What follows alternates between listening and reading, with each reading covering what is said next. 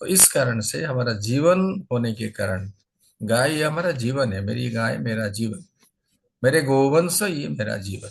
इसको करना, उसको पालना, उसको चराना, उसको जो आवश्यकता है, गर्मी है, ठंडी है, बरसात है, उस समय उसको कौन सी भोजन देना चाहिए।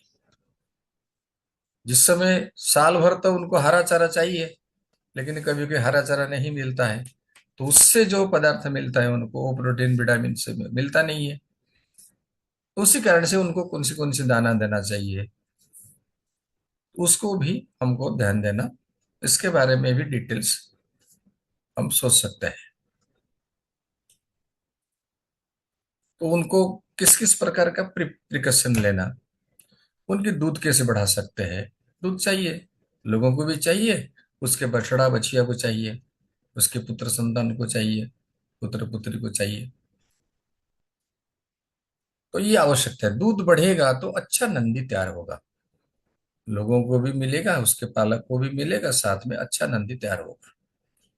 तो नंदी का तैयारी, जिसको हम नस्ल सुधार कहते हैं, अर्थात उसके माँ की दूध उसको सफिशिएंट मिले, 2-3 थन तक आवश्यकता पड़ने से उसको मिलना चाहिए।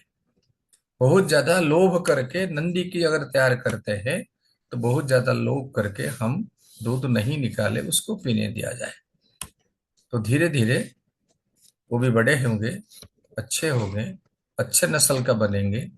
तो उनके कारण जो संतान पैदा होगा, जो बच्चियां पैदा होगी, उसका भी मां से दूध अधिक बढ़ेगी। इसमें एक चीज ध्यान देना चाहिए, जैसे मनुष्य भी सोचता है ऐसे गाय में भी होना चाहिए। नंदी का जो पुत्री, उस पुत्री के साथ में इस नंदी का शारीरिक संबंध नहीं होना चाहिए, अर्थात कृष्ण नहीं होना चाहिए। ये ठीक नहीं होता है। 3 पीढ़ी के बाद में सोच सकते हैं। इसलिए अपने परंपरा के अनुसार जो गो पालन करते थे, गांव का 2-2.5 साल 3 साल में नंदी की बदल कर लेते थे, इस गांव से दूसरे गांव, दूसरे गांव से इसको आना।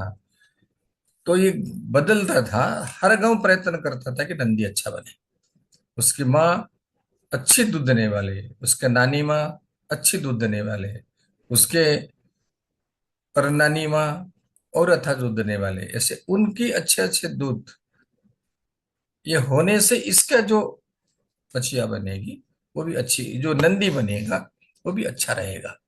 तो ऐसे हमारे धीरे धीरे आज की परिभाषा में जो गौशालाएं है, वहाँ जो गाय रहती है, तो उनके लिए जो आवश्यक गौशालाओं के लिए प्रजाति का बैल है, या उसको नंदी कह सकते हैं, उसको सांड भी कहते हैं, तो उस नंदी को हम तैयार कर सकते हैं।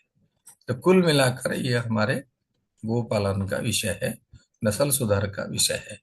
ऐसे ही नंदी थोड़ी बड़ी हुई, तो बड़े होने के बाद में उसको क्या क्या भोजन करना, इसका भी एक लिख करके हमको दे सकता है।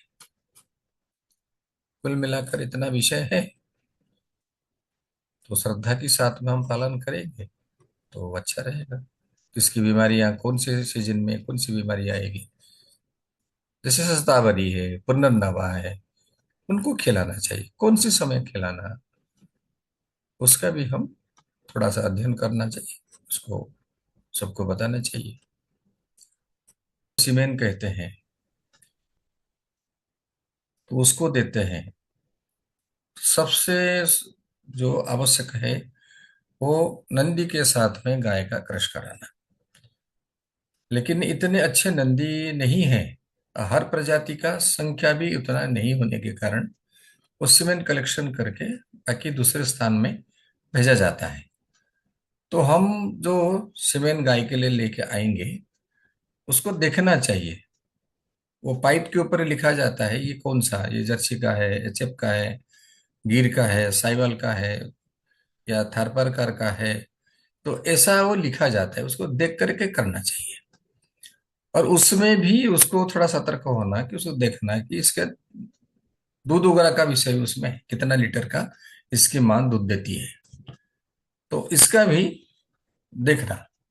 और एआई करने वाले जो लोग आजकल घूमते हैं, वो साधारण व्यक्ति थोड़ा सा भी एक कोर्स कर लिया तो एआई करने चालू कर दिया। वो कोई कोई मजाक से कहते हैं कि गांव का महिला अगर डिलीवरी करा सकती है अपने गांव के महिलाओं का, तो हम भी उसी प्रकार का क्यों नहीं कर सकते, एआई क्यों नहीं कर सकते। ये तर्क नहीं है, ये सीखने वाली विषय है। तो ऐसे एक्सपर्ट से इसको करना चाहिए। जब एक्सपर्ट्स इसको करेंगे तो ठीक हो जाएगा। गाय प्रेग्नेंट होने के बाद, गर्भवती बनने के बाद में थोड़ा सा सतर्क होना चाहिए। उसको भोजन पानी क्या दें, जिस कारण से वो बच्चा अच्छा रहेगा, पेट में बढ़ेगा, ठीक से बढ़ेगा। जैसे मनुष्य का ऐसे ही गाय का है, कोई फर्क नहीं है। मात्रा में फर्क है, इतना ही है। इसको हमको थोड़ा सा ध्यान देना पड़ेगा। ये एक विषय इसमें, नस्ल सुधार में बहुत इंपॉर्टेंट विषय है। आजकल जो सीमेन के बारे में होता है, केवल ही बचिया हो, ये भी खतरा है। अच्छे नंदी नहीं होने के कारण ये जो ब्रॉयलर मुर्गियां होती है, उसी अवस्था हो सकता है आगे चल करके। इसके अंदर का षड्यंत्र है। इस षड्यंत्र को समझाना समझ